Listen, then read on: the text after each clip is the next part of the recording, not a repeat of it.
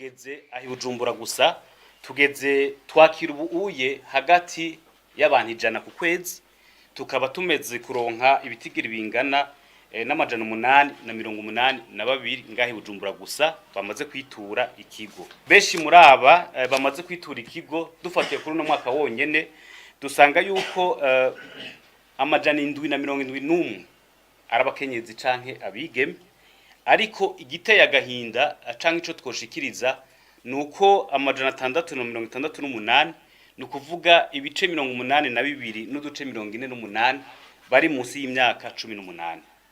Murumva hakuru abakorerwa no mabi yuko ari abantu no kwitare mineur nibo bageramiwe nano mabi, twumvere yuko ari uruhara rwa twese ngira ngo mu kugwanya ayo mabi.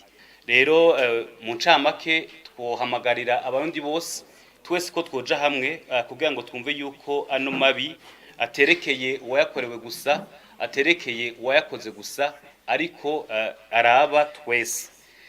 Nkagiye ko ntera kamunti umuvyeyi ahari canke umwe wese ahari abonye umukobwa yafashwe ku nguvu, umwana yafashwe ku nguvu canke umufasoni ariko arahohoterwa, yishire mu kibanza yuko yoba ari umwana wiwe, yishire mu kibanza yuko yoba ari mushikiwe, yishire mu kibanza ko yoba ari nk'umukenyezi wiwe ariko arahohoterwa.